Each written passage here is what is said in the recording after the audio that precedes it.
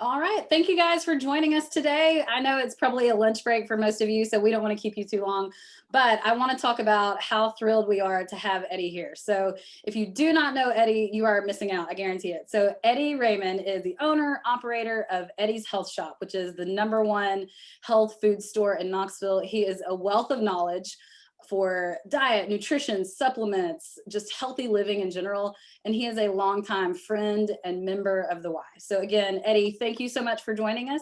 And if you do not know, Eddie has chosen to join us today because we are in week 2 of a 6-week fitness challenge. So if you've joined the call today, hopefully you're doing that reset challenge with us, which is all about resetting our spirit, mind, and body. And so for us this week, the focus is on refresh. Refresh your nutrition, refresh your diet.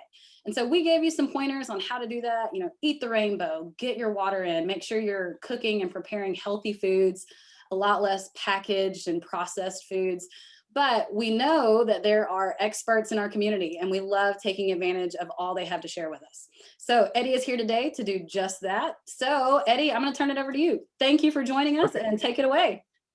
Thank you so much, Becca. I really appreciate it. I'm so glad to be here. Thank you to all the Y members that are watching this. Yeah, super excited. If you guys don't know, Eddie's Health Shop, really quick, been in business for 27 years, 2 locations, one in West Knoxville, pretty close to the Y by Trader Joe's. And then we have one downtown, also close to the Y, Union and Walnut Corner. And we also have a performance lab, which I'll talk a little bit about with some cool stuff. So yeah, I just want to jump right into this. And the Y actually sent me a few questions that some of the members typically ask. And I thought that's the best way to go, because if these are questions that you all are asking, these are the questions that I want to answer. And they're really good questions, actually. So the first one is best tips on how to stick to sustainable, healthy eating. I love this question because that's what it's all about. It's about sustainability. So when I used to do, teachings of how to eat and everything, there was a time where I didn't really grasp how important it was to be sustainable. I would teach maybe too much of a hardcore approach, and then people would do really well, and then they would fall off. So I've gotten better at how to teach something that can be sustained. And I think that's the most important thing. So part of my sustainable approach is 3 basic rules that I like to stick to. If you can stick to these 3 rules, you're going to do great. The first rule is every time you eat, that you make sure you get enough protein. Okay. So getting enough protein when you eat breakfast, whether it's mid-morning, lunch, if you do a snack mid-afternoon, dinner, always get some protein. Now, how much protein is going to depend from each individual. I would say that in general, any between 10 and 20 grams, okay? So 10 grams may be older females, younger females, kids. As we go up the ladder, normal adult might be around 15 grams. And then some of the guys, the athletes might be closer to 20 grams. Now, when I say that, that's kind of a minimal amount, okay? So the minimal amount is somewhere between 10 to 20 grams based on your, your age and all that I just mentioned. And then anything on top of that is great, like a dinner or lunch, it's going to be more than that. But getting the protein every time we eat. The second thing is every time we eat, making sure that we eat enough to stay full till the next meal, okay? And that especially applies to like snacks. Usually we do a pretty good job at eating enough for breakfast, lunch, or dinner. But a lot of times when we're snacking, we just go with things that are too small and they're not really doing what they're supposed to. We want to keep a great environment during the day so that by evening time, we're not starving. We're not going after the unhealthy foods. That's a habit that a lot of us have. And a lot of it is because of what we do during the day. So making sure that when we snack, making sure that when we eat, there's still enough calories to stay full till the next meal. It's great to be hungry when it's time to eat, but it's not good to be hungry an hour before lunch or an hour before dinner. So that means that things can't be too small. They can't be 100 calories. You just can't eat only a fruit as a snack. Like you gotta have enough to keep you full till the next meal. The third rule is that I like to keep our blood sugar stable. Keeping our blood sugar stable, that's really important for many reasons. But it also really helps that environment. Whenever blood sugar is stable, we feel good. When we affect that blood sugar, meaning we do too many sugars or things that turn into sugars, and then we get that spike and then that crash. That's when we feel really tired after we ate. Maybe it was, pizza, or maybe it was bread, or maybe it was pasta, white pasta. Those kind of things tend to fatigue us, and then we don't feel as good. Our energy, we may have headaches, we may be lightheaded. Later, we get hungry. So the main thing with that is avoid processed sugars. Processed sugars really don't have any benefits. They don't bring a lot to the table. So again, those are your white flours, pastry, candy, soda, junk food. Try to stay away from those guys. What about healthy sugars? Fruits, certain vegetables. Those are good. Those we need. A lot of nutrients. But we still have to strategically be smart with those. We got to incorporate them in with the rest of what we eat, with the protein, hopefully some other nutrients in there, kind of have it balanced. That's part of that triangle. And as long as you do that with healthy sugars, then they're fine to eat anytime you want to, but make sure that they're balanced. So if you can follow those 3 simple rules, get enough protein, don't spike blood sugar, eat enough to stay full, then you're going to do great. What I tell people is at that point is how well you want to pass those rules. Okay. You can pass those rules amazingly by everything be non-processed, organic. That's amazing. And you're going to feel amazing, but that's not realistic. Okay. So you try to do that, but it's not realistic. On the other hand, you can barely pass those rules, meaning you're still eating a lot of things that are processed, packaged. You're going by Chick-fil-A, getting the fried nuggets with the salad and water, because you obviously can't do the French fries and sodas with that, but you still technically passed. And that's okay to some degree sometimes, but you don't want to always be barely passing those rules. You want to try to be somewhere in the middle where you're as healthy as you can be with what you've got. And as long as you do that, those very small basic things that I just mentioned can make a huge difference. You're going to feel a lot better during the day. You're going to have more energy. Your mind is going to be better. And you will see success in your workouts, in whatever your goals are, weight loss habits, all those kind of things. Okay. So that's how I would answer a sustainable way of eating healthy. The other question is about pitfalls of today's, some of the popular diets like keto and Whole30 fasting. Personally, I think a lot of these are not sustainable and very specific. In some cases, I think they can be beneficial for certain things, especially like maybe with, Whole30 is really healthy, but again, that's kind of hardcore. If you can do it, that's great. Keto, to me, can be very healthy in certain specific health issues and things to go that far, but again, not sustainable. So if it's more for the health issues and a person can sustain it, it could be great. But again, it's not the most general sustainable concept. Same thing with fasting. There's a lot of health benefits to potentially doing that, but it's also hardcore. You got to know what you're doing. You got to do all the right things with it. You still have to get enough calories. So I think most of these can be beneficial in some cases, but generally speaking, I think it's better to stick to a normal diet where you're eating a balance of, good healthy carbohydrates, good healthy protein, good healthy fats. In general, I think that's the best approach. And then there may be some specific times where, with the help of someone like myself or other people that maybe have the knowledge behind this, you can, or your own research. I mean, nowadays you can do your own research and decide that maybe I am going to try this, and I know it's hardcore, but I can do it. So again, most of these things aren't necessarily for everyone. They all work to some degree if you stick to them. They all have benefits, but they're not for everyone. I do like the idea of starting out with something where you do the breakfast, you do the mid-morning snack, you do the lunch, the mid-afternoon snack, the dinner. Sometimes even doing a late night snack if it's healthy. Usually that's our problem, is if we don't keep the environment like it should during the day, then that snack after dinner ends up not being healthy. And that's a big downfall, because that's the worst thing you can do at that point. So we're picking up the ice cream, the chips, the and that basically ends up turning into fat. It's extra calories at that point that we don't need. But if we were to stick to something like a Greek yogurt with some almonds, or that actually can keep us full, actually help us feel good before we go to bed, get some extra protein in, and not have any negative effect. Especially if we feel like we still need a few calories, maybe we didn't get enough during the day. So that's how I would answer that question. We got some specific supplement question.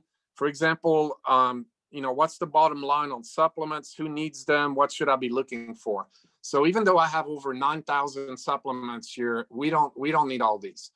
Generally speaking, there's three basic things that I think is important. One is a good multivitamin.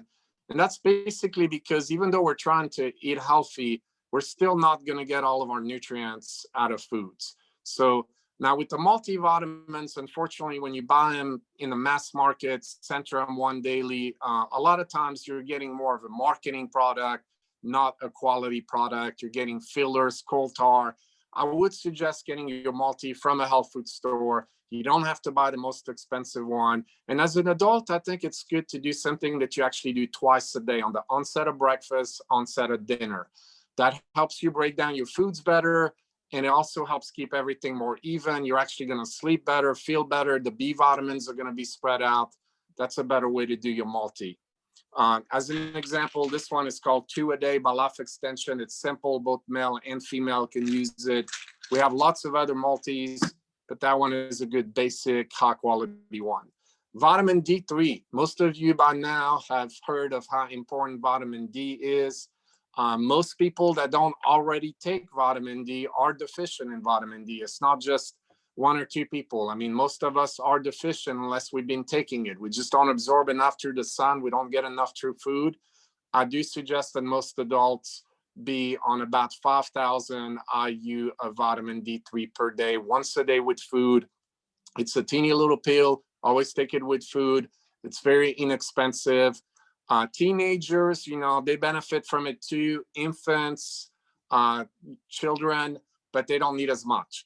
It might start off with 400 IU for infants, go up to 1,000 for children, 10 to 12. Teenagers, maybe 1,000 to 2,000. Once you're a full-blown adult, that's when I would go with the 5,000.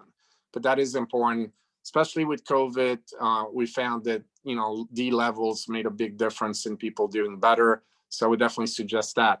Fish oil, that's also important. We don't eat enough fish through our foods typically. We don't get enough of the omega-3, which is highly beneficial for brain health, inflammation, heart health.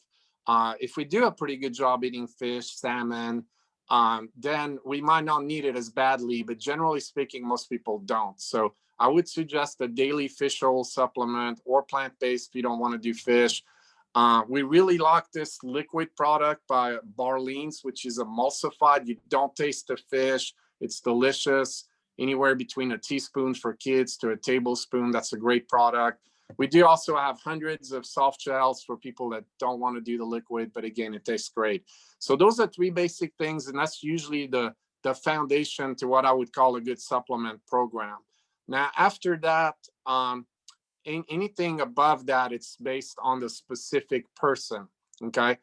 Some people might, feel like, I think I just saw something pop up about calcium.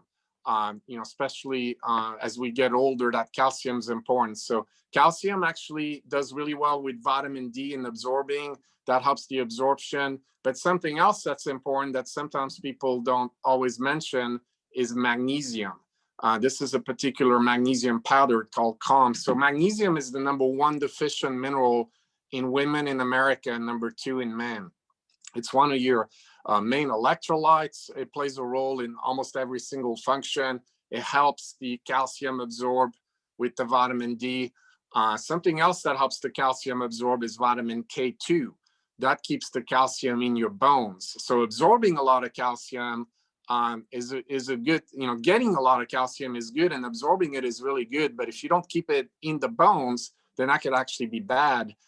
So a really good protocol for somebody that has osteopenia or osteoporosis, or just concerned with that, maybe some stress fractures, calcium, magnesium, vitamin D3, and K2.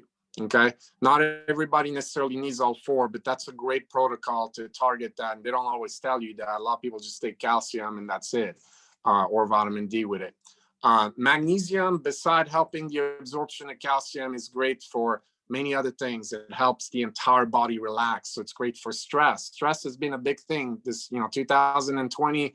I don't know of anybody that wasn't stressed at least a little bit. So magnesium helps the mind, helps the shoulders, the neck, the body relax. You take too much, it can actually make the inside relax a little bit too much and cause a laxative effect. So you have to find the right dose, but that's a great thing. And this powder I really like. You do at night, actually helps you sleep better. That's one of my favorite products out of everything we have. As a basic thing, probiotics.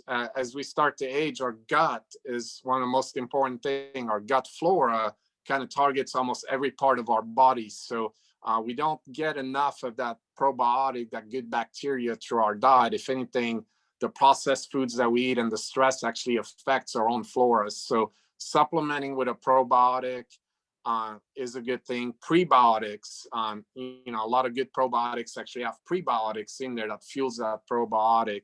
Fiber is a good prebiotic as well. So getting enough fiber in our diet is always going to be very important as well. So again, any other supplement above that is up to you. And that's coming into a place like this or doing your own research, finding things that, hey, I'm wanting to target inflammation, okay, like turmeric, or there's different things that you can do to help with inflammation that are natural. If you're trying to stay natural, there's different options. It may be, stress. It may be something else. So whatever it is, those additional supplements are going to be more specific to you. You don't need to buy a whole bunch of different things. One of the questions was about a pre-workout. So like, taking supplements before you go to gym, a pre-workout, you hear that a lot. The first thing on that is I think the pre-workout should be food. Okay.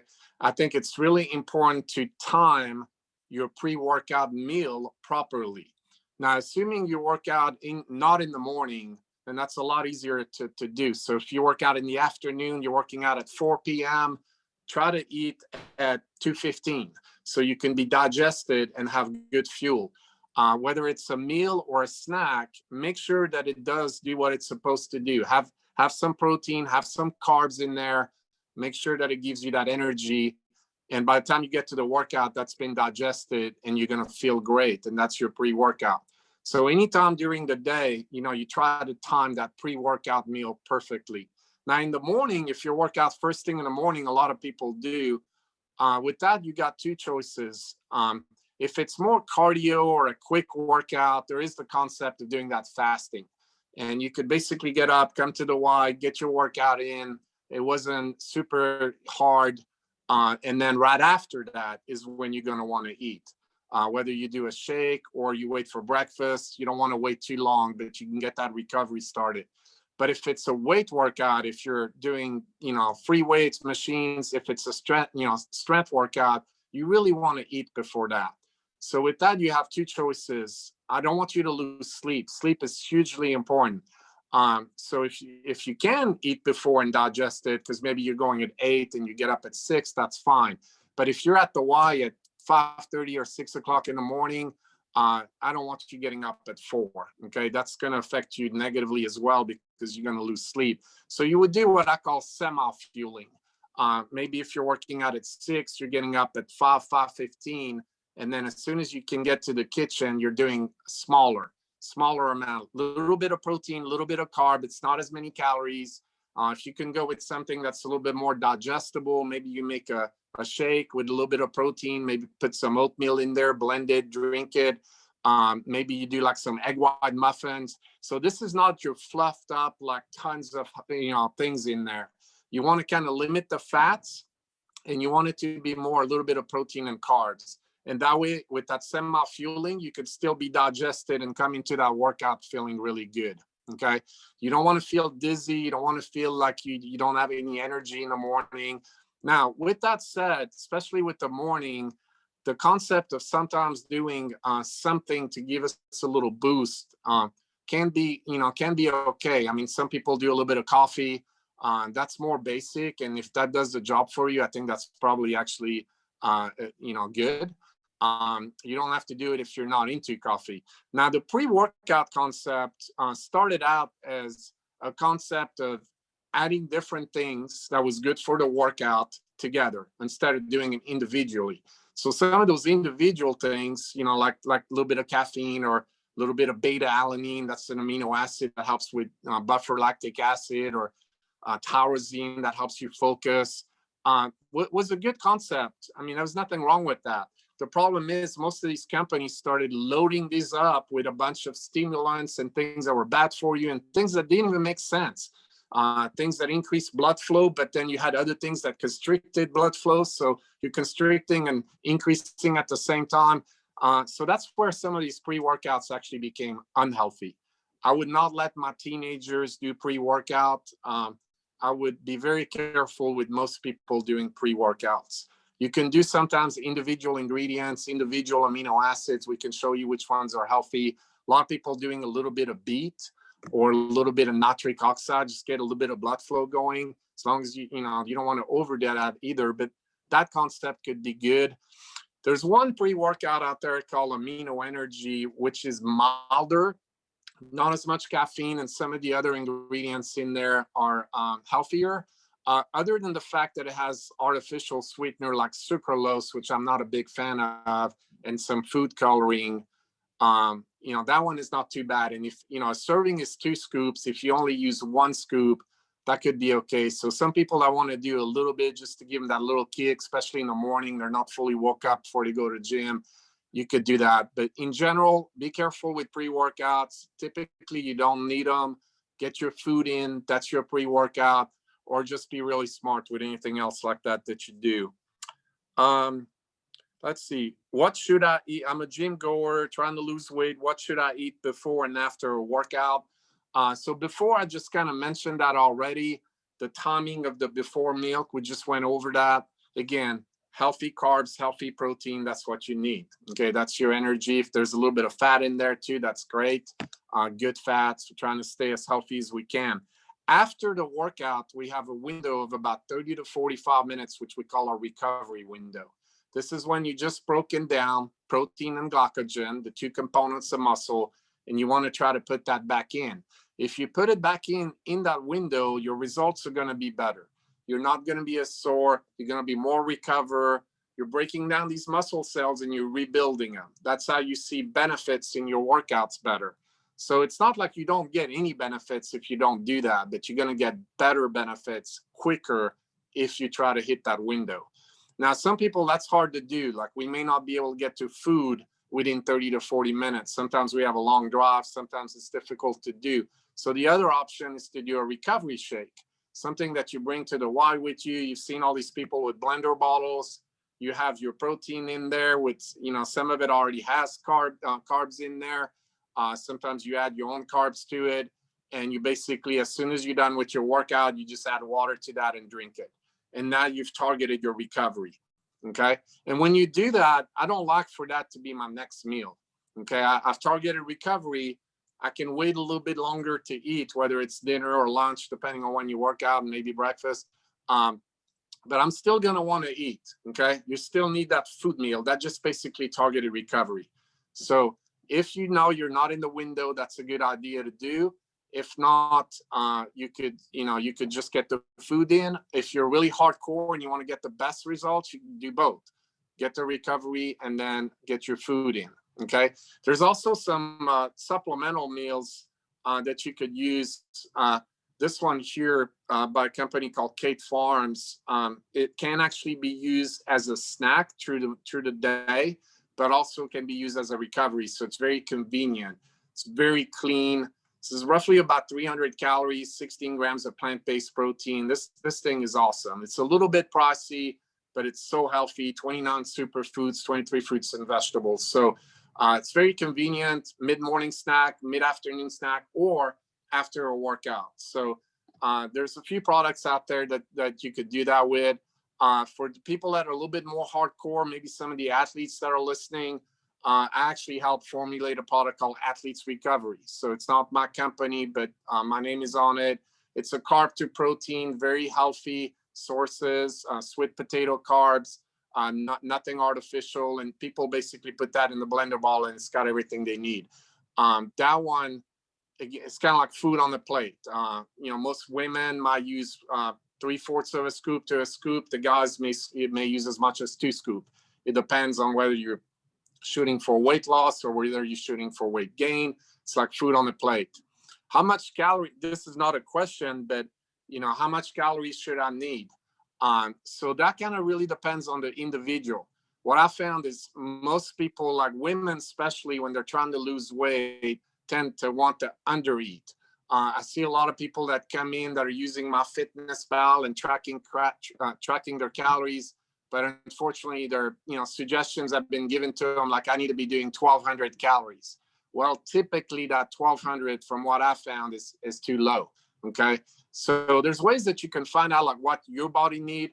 One of the tools that we have here is a machine called a BotPod, which is a body composition machine that tests kind of like underwater testing, but it's air displacement. And it's one of the most accurate ways to test your body composition, so you know how much fat and muscle you have. But it also gives us what's called our resting metabolic rate. That's how many calories you burn at rest. And from that number, we can know what it is to go too low. Because typically, if you're within 100 calories of your resting metabolic rate, you're under eating. So even if you're shooting for what for you is aggressive weight loss, you never want to be within 100 calories of that resting. And I've done over 5,000 tests on people, consults with them. Most women might come in at about 1,100, 1,200 as they're resting, meaning that if they're taking in 1,200, they're potentially in starvation. And then they're not seeing results, and that gets frustrating. So make sure that if you're trying to get a caloric plan, macros and all that you've done a little bit of research about your body. Your resting metabolic rate is going to be higher the more muscle you have. So if somebody's really strong and has a lot of muscle, then it may take 1,600 calories just to take them out of potential starvation. They're burning a lot more calories too. So you want to feel good, you want to have good energy, you want to maintain your muscle, you can't go too low. Okay. And I see that more when people start having a plan or during the challenge, or it's this time of the year, we see more under eating than we see overeating. Because by the time you've made the decision to be healthy, by the time you've taken out all the bad stuff out of your diet, good food doesn't take as much space. I mean, it not as many calories. So you could be eating what you think is enough and not be getting enough when you're eating those good foods. So make sure that you've done a little bit of homework, whether it's doing a BotPod or having somebody at the Y give you some advice. Got to make sure we're not under eating. Okay, so that's a big one. Let me see what other questions we have here. I think that's kind of a repeat of the other questions. So basically from here, let me just kind of open it up to some questions you guys may have right now, and then we'll make sure that I've covered all the topics as well. And I'll just throw out there, you can either enter it in the chat box or you can just unmute yourself and ask Eddie yourself, but go for it. So if anybody out there has any questions, throw it in the chat box or just unmute and ask. I've got one for you, Eddie, if you don't mind. Okay. So this has been the last couple of years especially, but I feel like supplements are tasting better and better. Whey protein, they've got, every flavor of ice cream, and pre-workouts taste sweeter and sweeter. What is it that's making them taste better, and should it be a cause for concern? Thanks. Yeah, great question. 90% of these products are using sucralose. So they used to use, aspartame and aspartame potassium, aspartame K. Some of them still use that actually. But the majority of them are using sucralose, and then they might be using even more than that, artificial. So that is a concern. Sucralose in itself can destroy your good bacteria.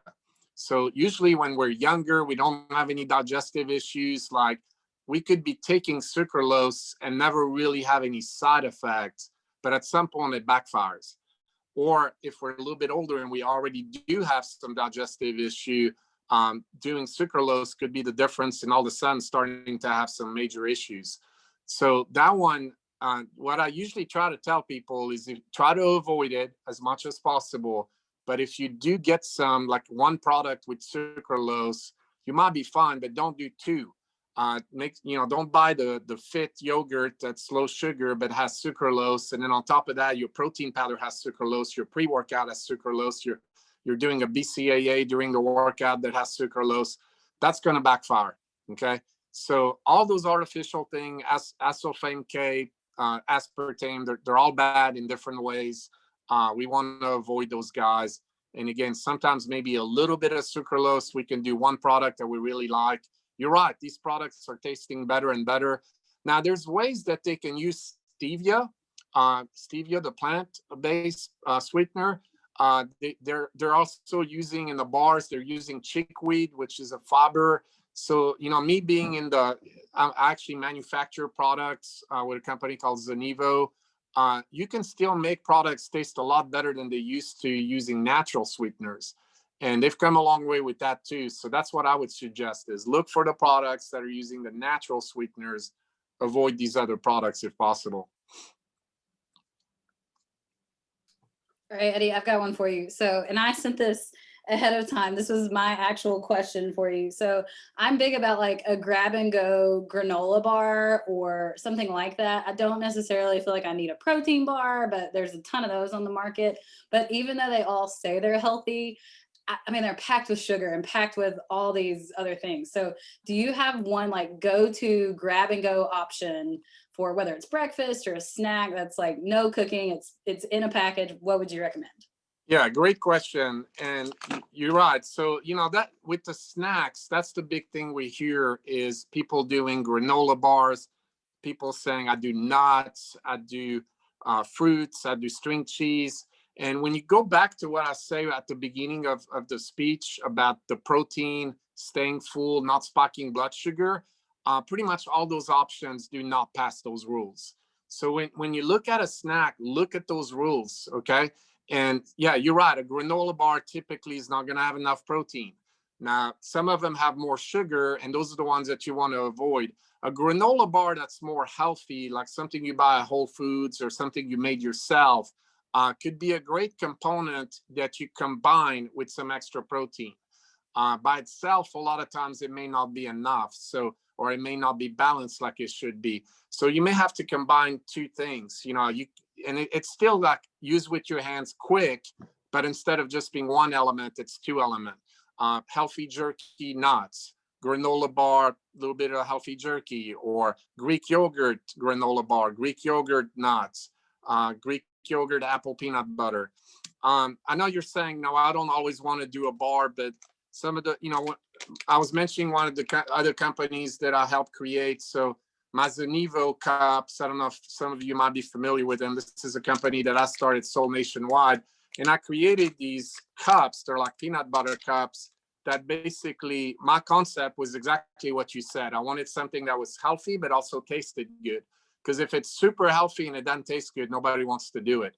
At the same time, if it tastes really good and it's got hydrogenated oils and high fructose corn syrup and all that stuff, we don't want that either. So these are clean. There are 4 basic ingredients. You got 3 cups in here. And if you eat all 3, that's 22 grams of protein. But a lot of times, like my women will eat 2, the kids will eat 1, and then the active adults, they may eat all 3. But these are great. They're quick and easy. That's an example. But when you're picking up things and looking at those things, if it's just a bar or a shake, think of those rules. I got to get that protein. I want the sugar to be lower. I want it to be enough calories, say, most people 180 or more, depending on men, women, to keep me full. And then I also want to look at that label and make sure it doesn't have a bunch of junk. If I see that sucralose, if I see that high fructose corn syrup, I'm going to want to avoid that. Okay. So, real food is always the best. The healthy snacks is good. The supplemental snacks, if they're healthy, that's good. Sometimes having a little bit of help from people, things that you buy, like Clean Eats, for example, that's very handy. Like you can go and purchase meals that you can use either as some of your meals when you're in the hurry, or you can use even those, they have smaller portion that you can use as your snacks. If you're very active, you might need those calories. So it kind of depends, but you can use them either way. So when you're trying to get ready for each day, what I tell people is make sure you know what you're going to do the next day, whether it's getting your snacks together, whether it's knowing what your meals are going to be. Don't worry about making it too hard on yourself by saying, I got to know what I'm going to do all week. You don't need the meal prep, okay, necessarily.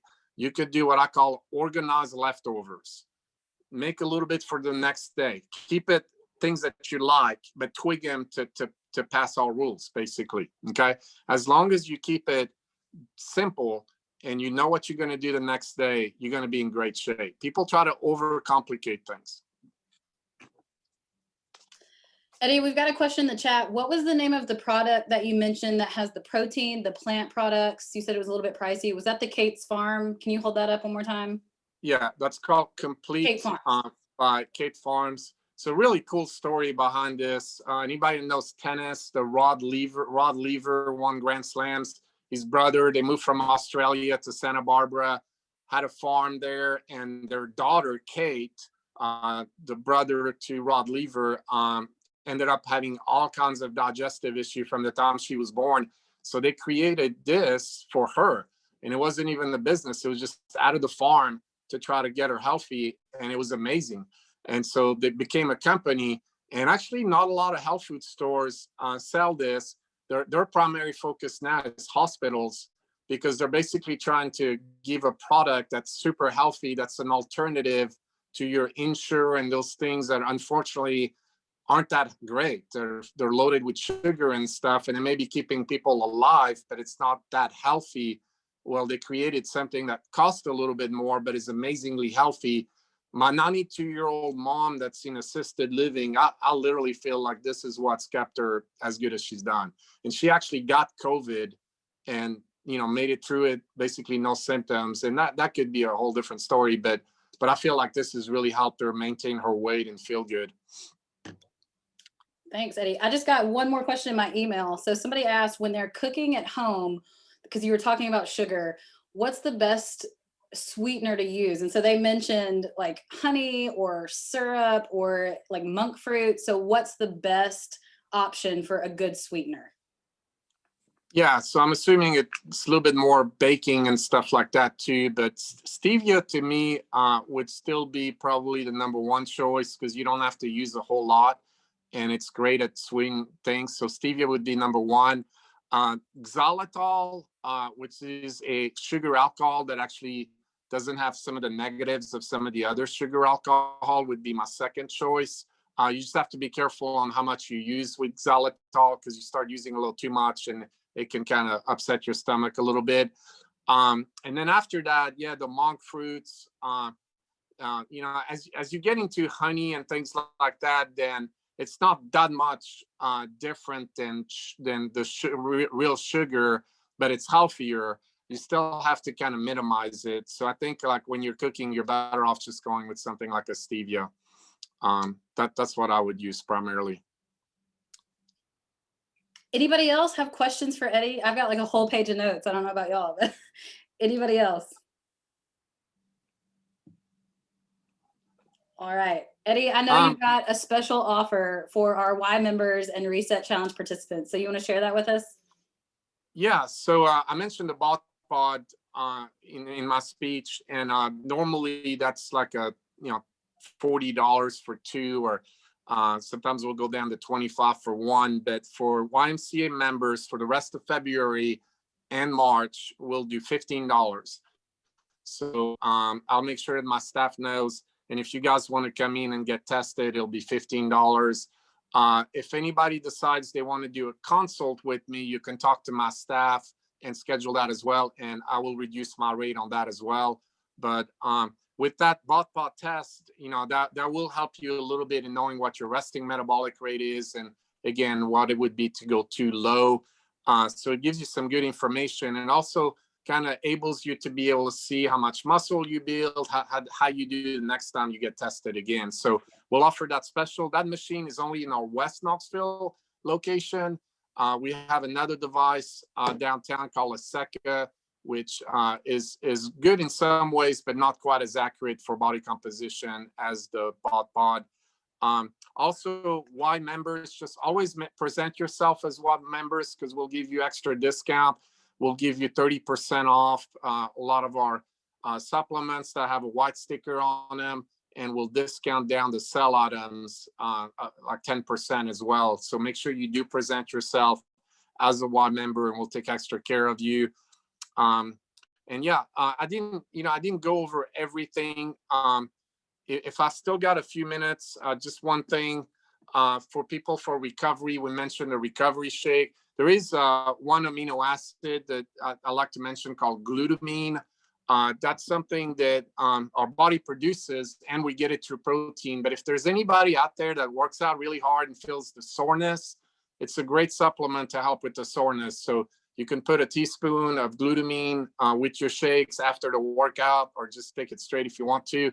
You can sometimes do a teaspoon of glutamine at night if you had a hard day physically. And then if you're sore in the morning, you can do a teaspoon of glutamine. So that's a basic thing to help with the soreness, help with the recovery. It's actually good for your immune system and digestive system as well. And then you guys heard me say the word BCAAs. So instead of pre-workout and stuff like that, there's 3 amino acids called isoleucine, leucine, and valine. They're your BCAAs. Those your body does not produce. They're part of essential amino acid. And if you're getting enough protein, you really don't need them throughout the day, but that's a good thing that you can sip on during exercise. So anybody that feels like they swim and they work out and they bike, or they're doing quite a bit during workouts, that's a great thing to add to your water. Or if you got kids playing sports, that's a good thing to add to their water. And it kind of mimics the action of protein and helps you recover through exercise. So those are 2 things that are actually healthy, that can benefit the workouts, the recovery, and not be bad for you like pre-workouts can sometimes be, or things like that. So I wanted to throw that out there too. Any last questions from anybody on the call? All right. Well, Eddie, thank you again so much. We cannot tell you how much we appreciate just your time, your knowledge. You have given us so much to think about. And then I definitely will be hitting the bod pod. So thank you for that. We'll make sure all our Y members know about that. So we appreciate your time today. Oh, thank you. And one last thing, this Saturday, if anybody's free, we have an event called the Zanivo Hot for Chocolate 5K, which will be not far from the downtown Y in the World's Fair Park area. So if you want to come and join us, or you still have time to enter that, that's a fun event. We give out a bunch of goodies dipped in our dark chocolate that we make locally here in Knoxville after the race. So just wanted to put a plug out for that. It's a fun event. We're using social distancing and all that, being careful with all that, but want to put that out there. And again, thank you for the YMCA for having me today.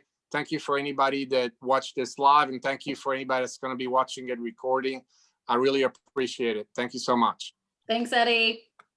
Thanks, Eddie. Bye-bye. Thank you.